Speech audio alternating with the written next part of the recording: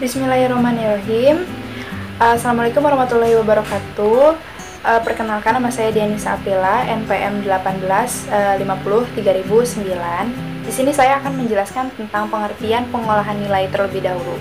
Nah, proses penilaian ini adalah suatu proses membandingkan skor yang diperoleh tiap siswa dengan acuan yang dipakai penilaian aturan patokan atau penilaian aturan normal, yaitu PAN atau PAP, yang hasilnya berbentuk nilai dengan skala 0 sampai 10 atau A sampai E. Dalam proses tersebut dapat dilihat bahwa penskoran atau scoring adalah pemberian angka-angka terhadap prestasi seseorang sesudah melakukan suatu tugas tertentu.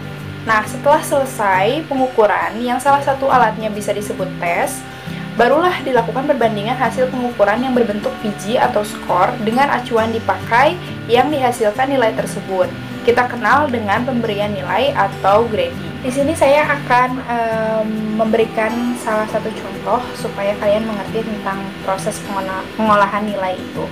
Nah, contohnya itu dalam suatu tes dengan banyak soal 150 dan dengan ketentuan satu jawaban benar sama dengan 1 dan satu jawaban salah sama dengan 0, maka bila siswa hanya dapat menjawab secara benar sebanyak 75, dia akan memperoleh skor 75. Nah, skor tertinggi 75 ini baru memiliki makna bila dibandingkan dengan suatu acuan. Nah, selanjutnya ini ada standar kompetensi lulusan dalam kurikulum 2013. Standar kompetensi lulusan dalam kurikulum 2013 ini diatur dalam Permendikbud nomor 54 tahun 2013. Adalah kriteria mengenai kualifikasi kemampuan lulusan yang mencakup sikap, pengetahuan, dan keterampilan. Nah, standar kompetensi lulusan yang digunakan sebagai acuan utama pengembangan dari standar isi, standar pendidikan, standar proses, standar penilaian, standar pendidik dan tenaga kependidikan, standar sarana prasarana, standar pengelolaan, dan standar pembiayaan. Standar kompetensi lulusan yang terdiri atas kriteria kualifikasi kemampuan peserta didik. Nah, selanjutnya ini ada standar kompetensi lulusan dari jenjang SMP, MTS, SMPLB, dan juga paket B. Seperti yang ada di PowerPoint di sini, itu dimensinya ada 3 ya, dari sikap, pengetahuan, keterampilan.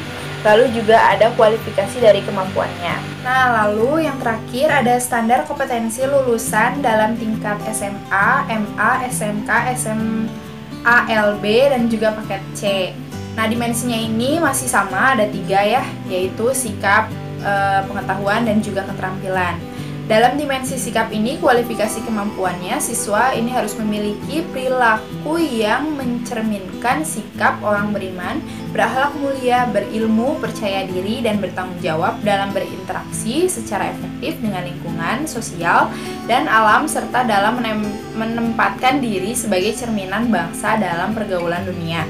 Lalu yang kedua ada dimensi pengetahuan, yang kualifikasi kemampuannya ini siswa harus memiliki pengetahuan faktual dan konseptual, prosedural, dan metakognitif dalam ilmu pengetahuan, teknologi, seni, dan budaya, dalam wawasan kemanusiaan, kebangsaan, kenegaraan, dan peradaban terkait fenomena dan kejadian. Lalu juga ada dari dimensi keterampilan, kualifikasi kemampuannya ini siswa harus memiliki kemampuan pikir dan tindak yang produktif dan kreatif dalam ranah abstrak dan konkret sebagai pengembangan dari yang dipelajari di sekolah secara mandiri.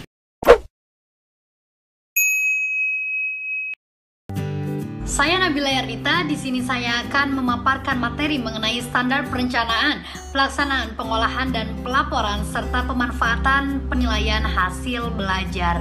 Baik, yang pertama ada standar perencanaan penilaian hasil belajar.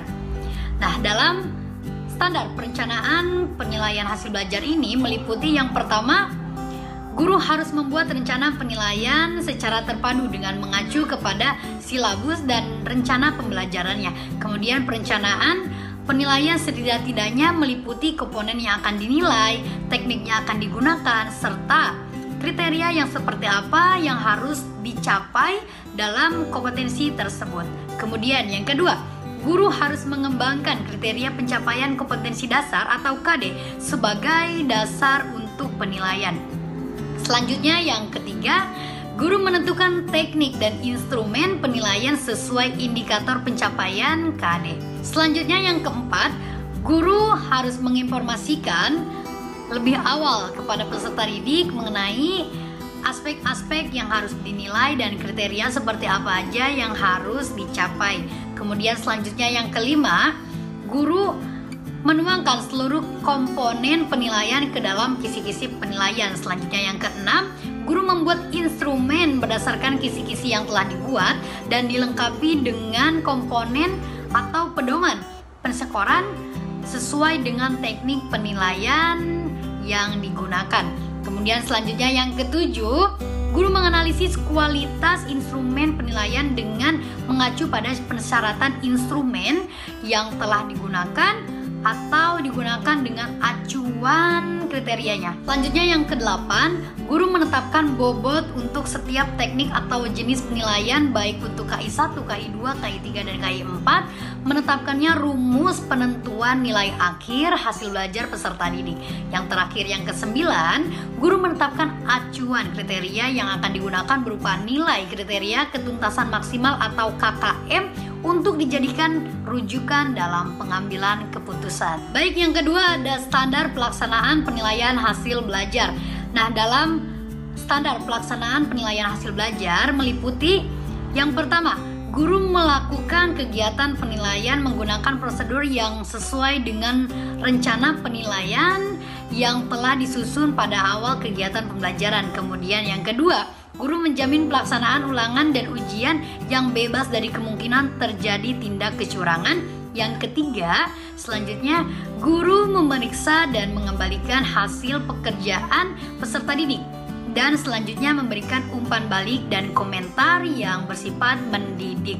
Kemudian selanjutnya yang keempat yaitu guru menindaklanjuti hasil periksaan jika ada peserta didik yang belum memenuhi KKM dan pelaksanaan pembelajaran remedial dan pengayaan. Kemudian yang terakhir yang kelima, guru melaksanakan ujian ulangan bagi peserta didik yang mengikuti pembelajaran remedial atau pengayaan untuk mengembalikan kebijakan berbasis hasil belajar peserta didik.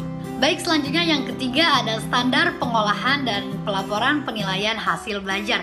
Nah, dalam standar pengolahan dan pelaporan hasil belajar ini meliputi yang pertama, guru memberikan skor untuk setiap komponen yang dinilai dan maknanya atau interpretasi dari skor tersebut. Kemudian yang kedua, selain skor, pendidik juga menuliskan deskripsi naratif mengenai skor tersebut untuk menggambarkan kompetensi peserta didik baik ranah pengetahuan, sikap maupun keterampilannya. Kemudian yang ketiga, guru menetapkan satu nilai dalam bentuk angka beserta deskripsi untuk setiap mata pelajaran serta menyampaikannya kepada wali kelas untuk ditulis dalam 3 bentuk buku laporan. Yang pertama ada buku laporan KI 1, KI 2, buku laporan untuk KI 3 dan buku laporan untuk KI 4, dan masing-masingnya diberikan kepada peserta didik. Kemudian yang keempat, guru bersama wali kelas menyampaikan hasil hasil penilaiannya dalam rapat Dewan Guru untuk menentukan kenaikan kelas. Dan yang terakhir, yang kelima, guru beserta wali kelas menyampaikan hasil penilaiannya kepada orang tua murid. Kemudian yang terakhir dalam materi ini yaitu yang keempat, standar pemanfaatan penilaian hasil belajar.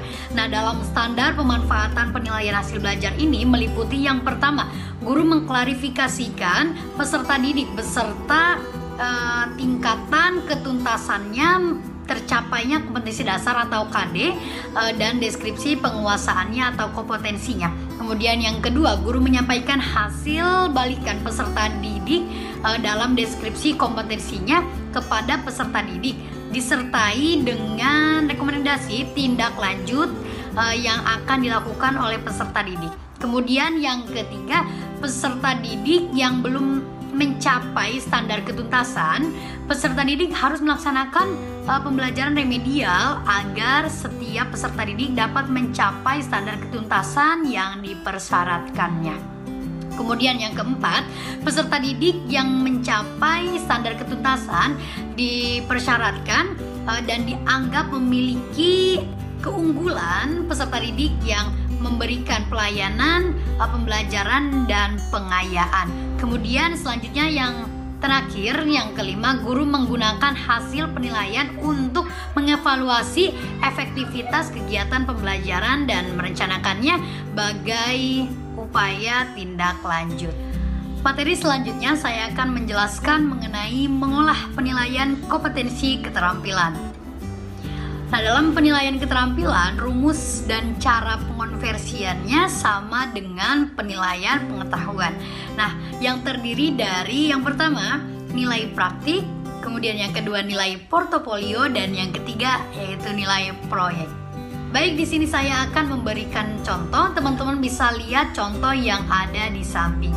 Di sini tuh ada nilai Kevin. Kevin memperoleh nilai pada mata pelajaran bahasa Indonesia dalam bidang keterampilan. Nah, teman-teman bisa perhatikan tabel yang ada di samping. Di situ ada jenis nilai, nilai praktik, nilai portofolio, dan nilai proyek. Nah, dalam praktik mendapatkan nilai 80. Dalam portofolio mendapatkan nilai 75 dan dalam proyeknya mendapatkan nilai 80. Kemudian ada pembobotan nilai, teman-teman bisa perhatikan di situ ada praktik mendapatkan bobot 2, kemudian portofolio mendapatkan bobot 1 dan proyek mendapatkan bobot 2 jika dijumlahkan semuanya menjadi 4. Kemudian ada rata-rata. Nah, praktik di sini mendapatkan 80, kemudian portofolio 75 dan proyek 80. Kemudian jumlah praktik mendapatkan jumlah 160, kemudian portofolio mendapatkan jumlahnya 75 dan proyek mendapatkan jumlahnya 80. Nah, jika dijumlahkan seluruhnya menjadi 315. Nah, maka Kevin mendapatkan nilai berdasarkan rumus. Nah, sebagai berikut. 315 yaitu jumlah, kemudian 400 di situ adalah nilai ideal, kemudian dikalikan 4. 4 di sini adalah bobot, sama dengan 3,15. Nah, jadi jika dikonversikan dari 3,15 dikonversikan menjadi B+, maka dengan demikian bentuk deskripsinya sudah baik dalam mengerjakan praktik dan proyek. Namun masih perlu ditingkatkan kedisiplinan merapikan tugas dalam set portofolio.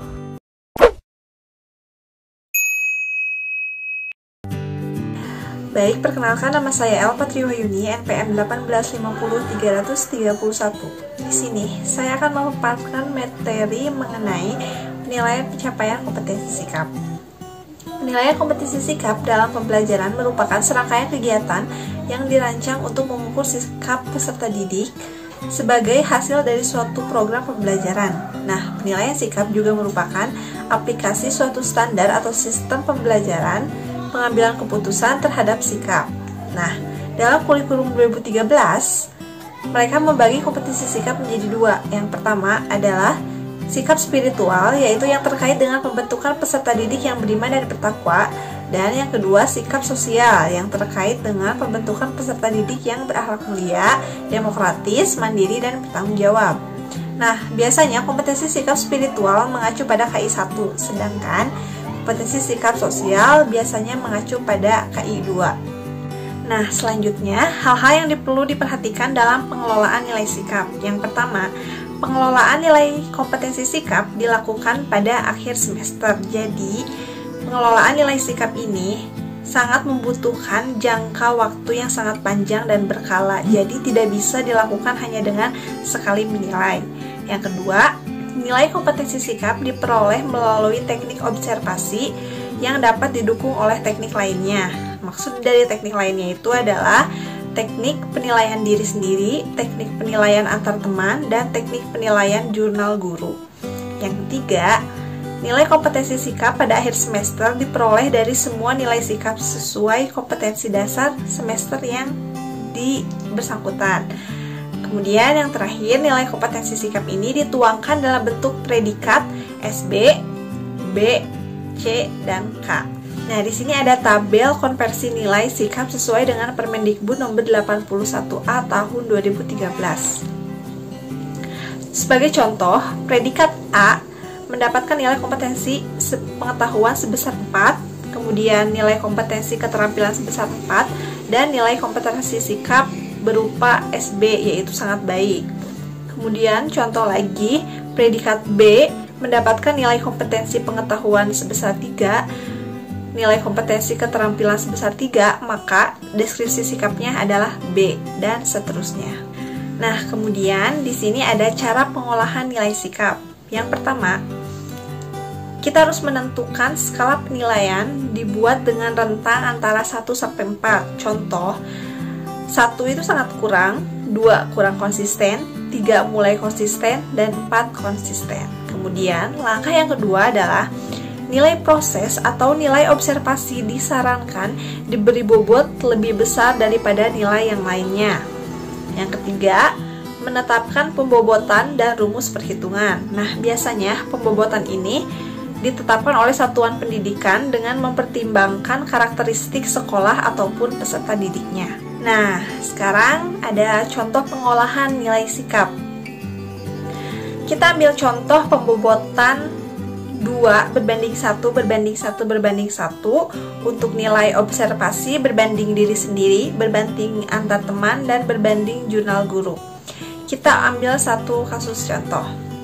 Siswa yang bernama Muhammad Esa Fauzan dalam mata pelajaran Bahasa Indonesia memperoleh nilai observasi sebesar 4, nilai diri sendiri sebesar 3, nilai antar teman sebesar 3, dan nilai jurnal guru sebesar 4. Maka rumus yang digunakan adalah jumlah nilai per jumlah maksimal dikali 4. Jumlah nilai merupakan jumlah nilai yang diperoleh dikalikan dengan bobot kemudian ditambahkan. Per 20 adalah nilai maksimal. Nilai maksimalnya adalah 20 dikalikan 4. Nah, Muhammad Esa Fauzan ini mendapatkan jumlah nilai sebesar 18. Maka 18 per 20 dikali 4 dan hasilnya 3,6. Nah, 3,6 ini dalam tabel konvensi yang sudah saya jelaskan tadi termasuk dalam kategori sangat baik. Kemudian nilai ini dikembangkan atau dituangkan dalam bentuk deskripsi. Nah, deskripsi sikap ini terdiri atas keberhasilan atau ketercapaian sikap yang diinginkan dan sikap yang belum tercapai yang memerlukan pembinaan dan pembimbingan. Nah, penuangan deskripsi sikap ini sebagai contoh saja kita lihat, misalnya sikap spiritual, selalu bersyukur dan berdoa sebelum melakukan kegiatan, serta toleransi yang baik pada agama yang berbeda, kemudian ketaatan beribadah mulai berkembang. Itu contoh dari deskripsi sikap sosial. Kemudian ada deskripsi sikap sosial. Tadi deskripsi sikap spiritual, sekarang sikap sosial. Contohnya adalah memiliki sikap santun, disiplin, dan bertanggung jawab yang baik, responsif dalam pergaulan. Kemudian sikap kepedulian mulai meningkat. Nah, yang terakhir ada penulisan nilai sikap pada raport. Yang pertama, nilai sikap pada raport dinyatakan dalam predikat dan deskripsi. Predikat di sini dinyatakan dalam bentuk huruf. Misalnya, SB sangat baik, B baik, C cukup, dan K kurang. Nah, deskripsi sikap ini seperti yang sudah saya jelaskan sebelumnya. Kemudian yang kedua, deskripsi nilai sikap dirumuskan berdasarkan modus dari setiap butir nilai sikap dalam semester yang berjalan atau semester yang sedang diampu. Kemudian yang terakhir, rumusan deskripsi nilai sikap ditulis dalam kalimat yang bersifat memotivasi, menyatakan nilai-nilai sikap berturut-turut dari yang sangat baik, dan yang perlu ditingkatkan.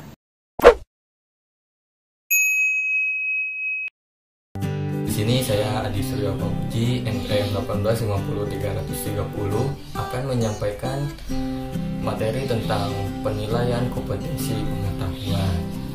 Nah, penilaian pengetahuan dilakukan dengan berbagai teknik. Nah, pendidik dapat memilih teknik penilaian yang paling sesuai dengan kondisi peserta didik. Yang pertama itu sesuai dengan karakteristik kompetensi dasar, indikator, dan pembelajaran yang akan diamati. Nah, segala sesuatu itu harus tersusun dengan sesuai dengan RPP. Nah, di sini ada berbagai teknik yang bisa dapat pendidik sampaikan. Yang pertama itu tes tertulis. Tes tertulis itu tes yang soalnya berbentuk pilihan ganda dan soal uraian atau menjodohkan. Selanjutnya itu tes lisan. Tes lisan itu biasanya dilakukan dengan metode tanya jawab sesuai dengan keinginan pendidik.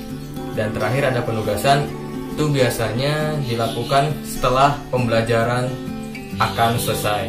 Selanjutnya ada penilaian kompetensi pengetahuan yang terdiri dari nilai harian, UTS, dan UAS. Nilai harian biasanya menggunakan tes tertulis, tes lisan, dan penugasan. Dan selanjutnya ada UTS. UTS itu biasanya menggunakan metode tes tertulis dan dilaksanakan pada tengah semester. Dan yang ketiga ada UAS. UAS itu biasanya juga digunakan tes tertulis dan dilaksanakan pada akhir semester. Selanjutnya yaitu rentang nilai. Rentang nilai terdiri dari 0 sampai 4 dan predikatnya yaitu D sampai dengan A. Nah, yang pertama ada 0 sampai 1, yaitu berarti predikatnya D. Selanjutnya ada 1 sampai 1,33, berarti predikatnya D+. Ada juga misalkan 2,66 sampai dengan 3, berarti itu B. Sampai akhirnya 3,66 sampai dengan 4, berarti nilainya A. Nah, selanjutnya ada bobot.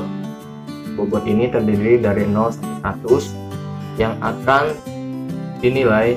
Jadi jumlah akhir atau jumlah rata-rata akan dikalikan dengan 2 berarti nilai akhir, nilai harian, nilai harian. 1 berarti nilai TS dan 1 juga nilai UAS. Nah, di sampingnya juga ada rumus untuk penghitungan nilai pengetahuan, yaitu jumlah nilai itu terdiri dari nilai harian sampai dengan UAS dibagi jumlah nilai maksimal dikali 4, yaitu 4 itu nilai maksimal dari pengetahuan kompetensi. Nah, selanjutnya ada contoh soal, yaitu nilai Kevin Pandoyo. Nah, di situ ada tabel yang berisi nilai-nilai dari Kevin. Ada nilai harian, yaitu rata-ratanya 86, terus dikalikan dengan bobot menjadi 172. Selanjutnya ada nilai UTS-nya. Nilai UTS-nya 92 dikali bobot, yaitu 1, sama dengan tetap 92. Selanjutnya ada nilai UAS, yaitu 89 dikali 1 tetap menjadi 89. Nah, jumlah tersebut ditambahkan menjadi 353. Jumlah tersebut masuk ke dalam rumus yang tadi, yaitu jumlah nilai harian sampai UAS dibagi jumlah maksimum nilai dikali 4. Kita masukkan ke dalam rumus. 353 dibagi 400 dikali 4 hasilnya 3,56.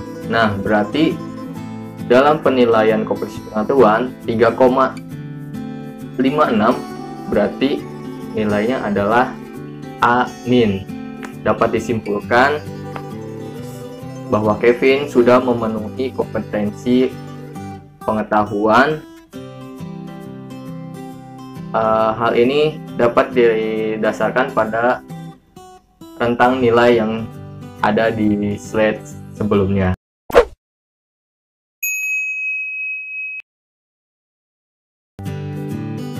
Perkenalkan, nama saya Magdalena Sibaranian, PM 1850315. Di sini saya akan membahas materi mengenai menentukan kriteria ketuntasan minimal. Pertama-tama akan saya jelaskan dulu apa itu KKM.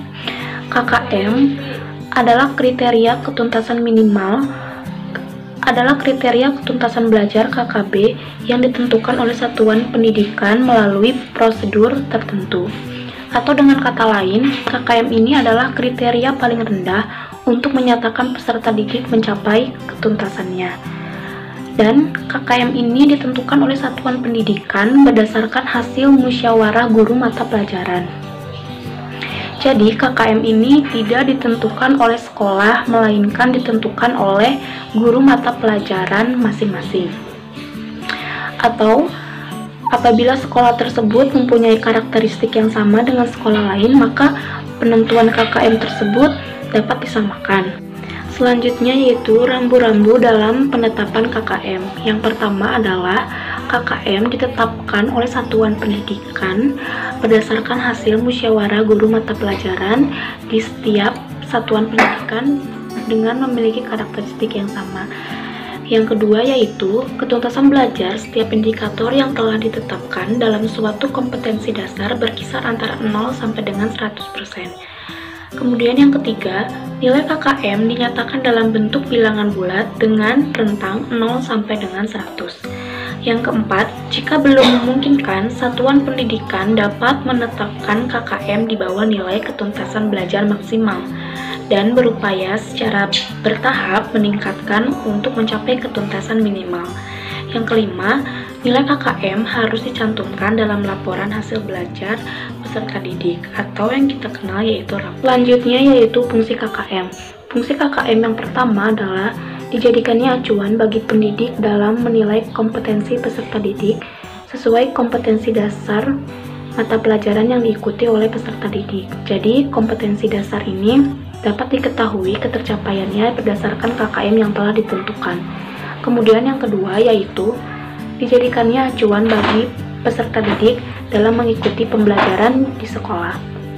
Setiap KD dan indikator ditetapkan KKM yang harus dicapai dan dikuasai oleh peserta didik. Peserta didik diharapkan mampu mengikuti pembelajaran dan mempersiapkan diri dalam mengikuti pembelajaran di sekolah dengan baik sehingga KKM yang ditentukan pun dapat tercapai atau melebihi nilai KKM tersebut. Kemudian yang ketiga yaitu digunakan sebagai bagian dari komponen dalam melakukan evaluasi program pembelajaran yang dilaksanakan di sekolah. Evaluasi keterlaksanaan dan hasil program kurikulum dapat dilihat dari keberhasilan pencapaian KKM sebagai tolak ukur. Prinsip penetapan KKM. Yang pertama, penetapan KKM merupakan pengambilan keputusan yang dapat dilakukan melalui metode kualitatif dan atau kuantitatif. Jadi kualitatif di sini yaitu dapat dilakukan melalui professional judgment oleh pendidik dengan mempertimbangkan kemampuan pendidik dan pengalaman pendidik mengajar mata pelajaran tersebut.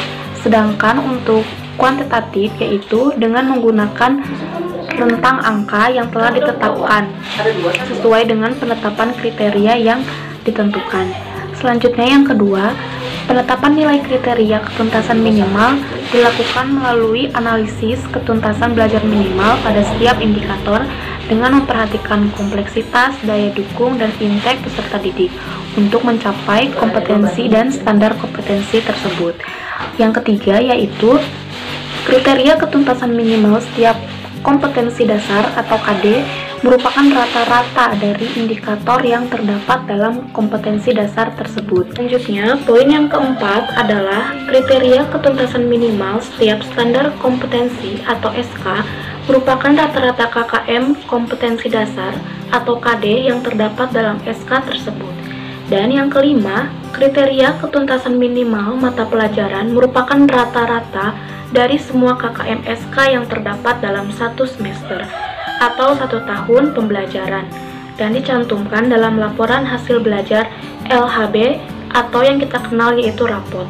Dan yang keenam, indikator merupakan acuan atau rujukan bagi pendidik dalam membuat soal-soal ulangan, baik ulangan harian, ulangan tengah semester, ulangan akhir semester.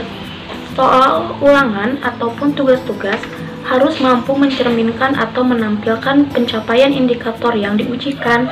Dengan demikian, pendidik tidak perlu melakukan pembobotan seluruh hasil ulangan karena semuanya memiliki hasil yang setara. Dan yang terakhir, pada setiap indikator atau kompetensi dasar dimungkinkan adanya perbedaan nilai ketuntasan minimal. Selanjutnya adalah langkah-langkah penetapan KKM. Hal-hal yang harus diperhatikan dalam penetapan KKM yang pertama adalah tingkat kompleksitas materi. Di sini berkaitan dengan apakah materi tersebut sulit atau tidak pada setiap indikator, kompetensi dasar, dan standar kompetensi yang harus dicapai oleh peserta didik. Dan yang kedua yaitu kemampuan sumber daya pendukung. Di sini berkaitan dengan sarana dan prasarana. Apakah ada laboratorium, perpustakaan, atau alat bahan untuk mendukung proses pembelajaran yang sesuai dengan tuntutan kompetensi. Dan yang terakhir yaitu tingkat kemampuan atau intake, kemampuan peserta didik di sekolah yang bersangkutan. Misalnya peserta didik yang berada pada tingkat pertama atau kelas 7, cara menilai kemampuannya adalah dengan melihat hasil nilai pada saat dia duduk di kelas 6 SD seperti nilai raport, nilai ujian nasional, dan nilai penerimaan siswa baru pada saat dia mendaftar ke SMP tersebut. Dan selanjutnya adalah penetapan KKM dengan cara 1, yaitu dengan menggunakan rentang nilai pada setiap kriteria. Dari setiap kriteria diberikan nilai. Dalam menentukan rentang nilai dan menentukan nilai dari setiap kriteria perlu kesepakatan dalam forum bersama satuan pendidikan.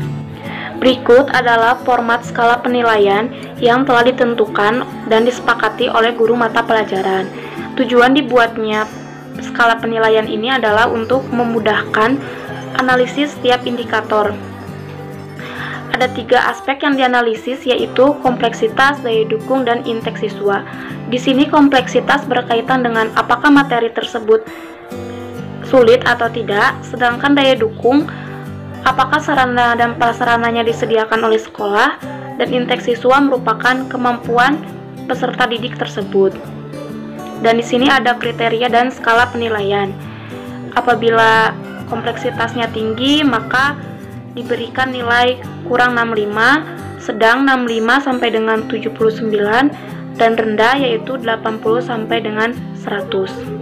Sedangkan untuk daya dukung diberikan penilaian apabila tinggi yaitu 80 sampai 100, sedang 65 sampai dengan 79, dan rendah kurang dari 65. Dan untuk intek siswa apabila tinggi diberikan skor atau penilaian dari 80 sampai dengan 100, sedang 65 sampai dengan 79, dan rendah yaitu kurang dari 65. Format penentuan KKM pada mata pelajaran Bahasa Indonesia. Penentuan kriteria ketuntasan minimal per KD dan indikator.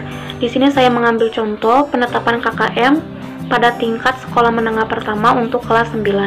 Standar kompetensi: memahami dialog interaktif pada tayangan televisi maupun siaran radio. Kompetensi dasarnya atau KD-nya yang pertama, menyimpulkan isi dialog interaktif beberapa narasumber pada tayangan televisi atau siaran radio. Dan KD yang kedua, mengomentari pendapat narasumber dalam dialog interaktif pada tayangan televisi atau siaran radio. Sedangkan untuk indikatornya, yang pertama, mampu mengidentifikasi tema dialog interaktif, dan yang kedua, mampu menunjukkan hal-hal pokok dalam menentukan tema dialog interaktif dengan alasan yang logis, dan indikator yang ketiga, mampu menyimpulkan isi dialog interaktif dengan alasan yang logis. Kemudian, cara menghitung atau penetapan KKM-nya untuk indikator adalah menentukan dulu aspek-aspek seperti kompleksitas, daya dukung, intek, atau kemampuan peserta didik tersebut.